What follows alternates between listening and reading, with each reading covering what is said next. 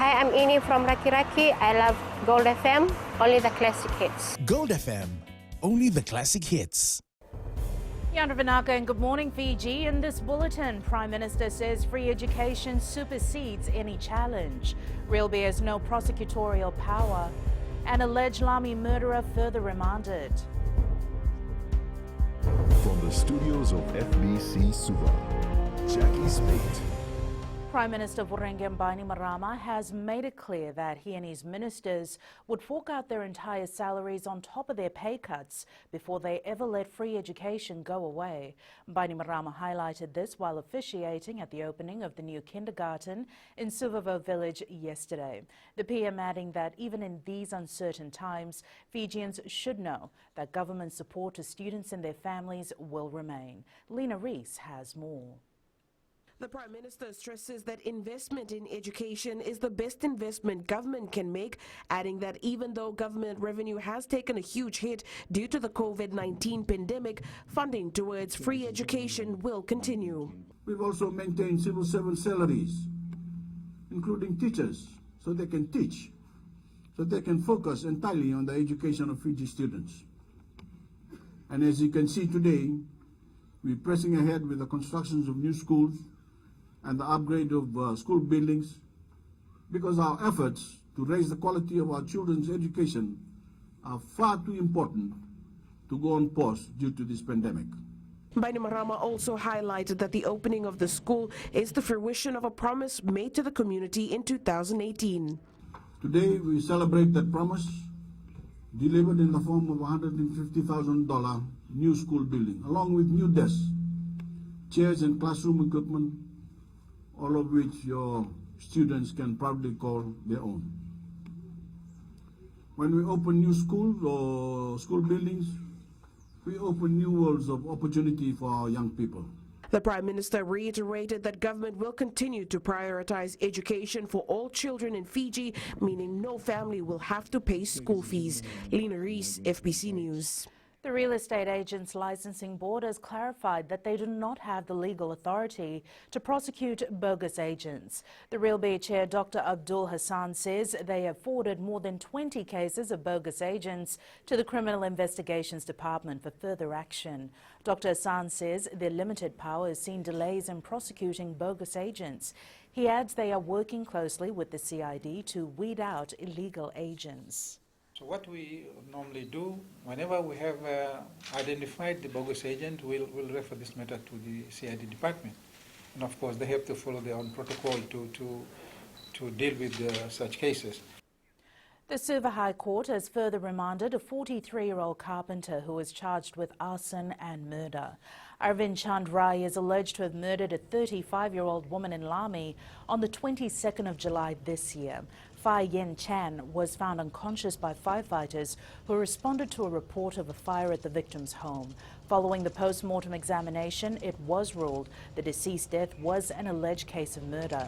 In the High Court yesterday, the Office of the Director of Public Prosecutions sought 21 days to file information and disclosures. The defence lawyer has also sought time to amend the bail application, which was already filed on Tuesday.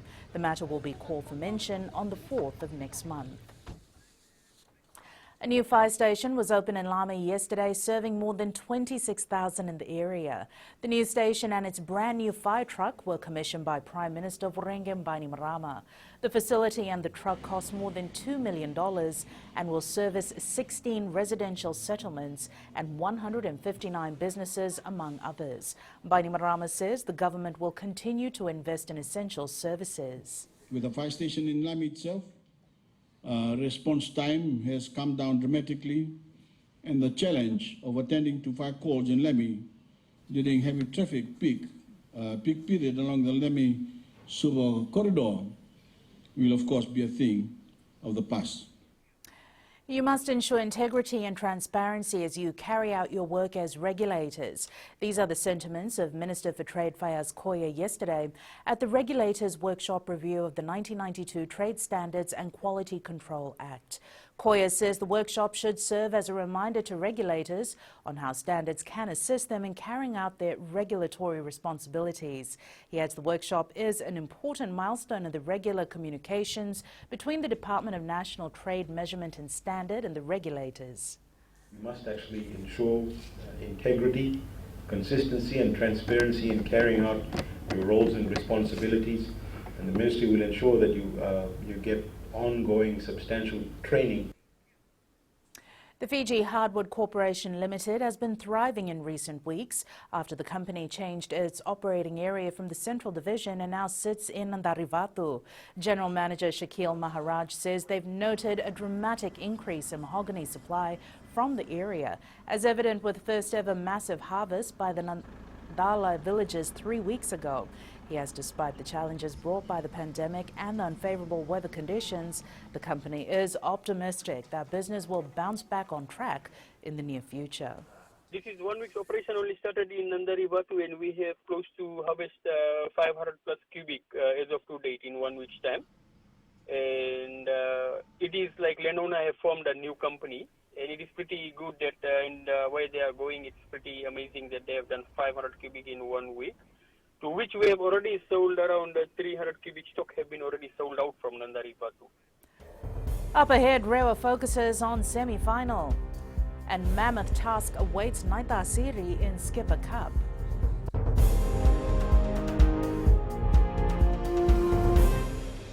My name is Enrico. I love listening to Today FM. Today FM rocks in Suba. Today's hit music on Today FM.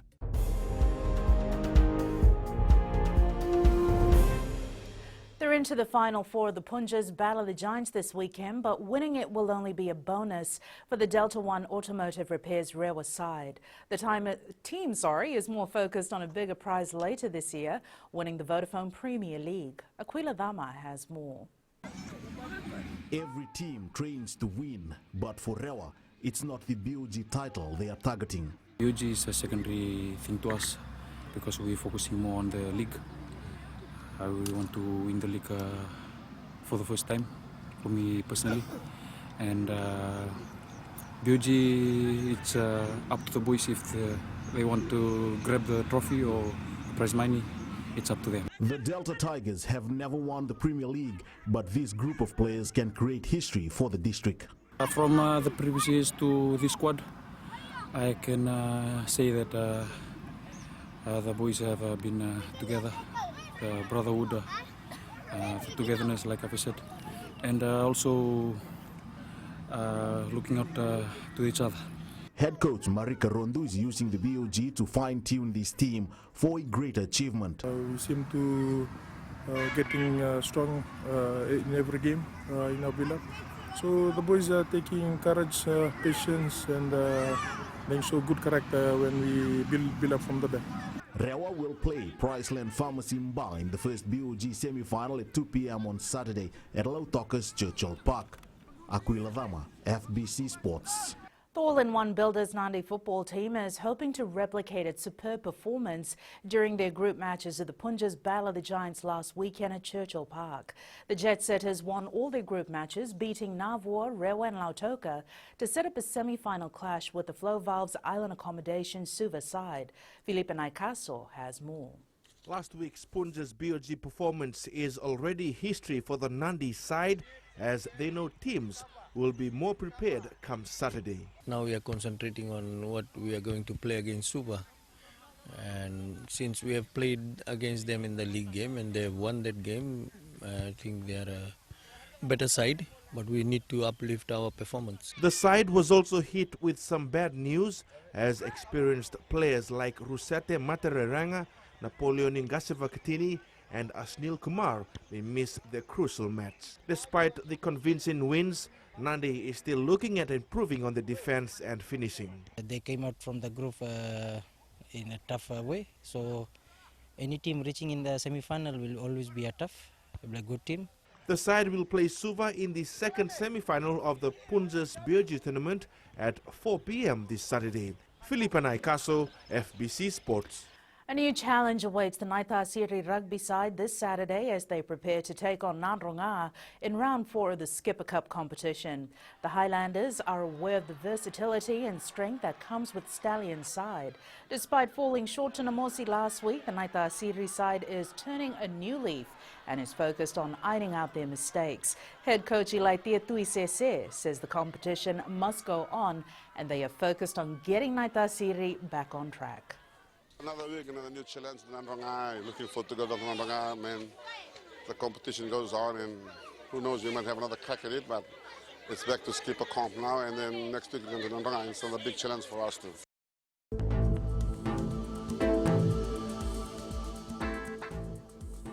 And a quick look at today's weather map. It is Thursday, the 13th of August, a step closer to Friday.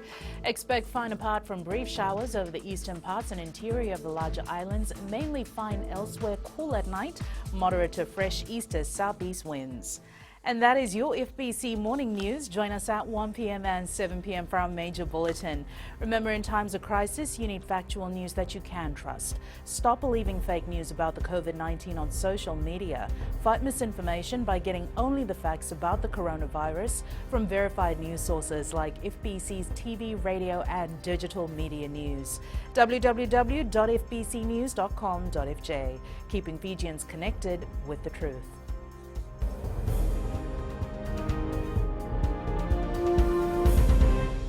Nada go merere telawa, go ngai tabua, ando talita kana vararonga na Radio Fiji 1 nando maiviti. Radio Fiji 1 nando maiviti.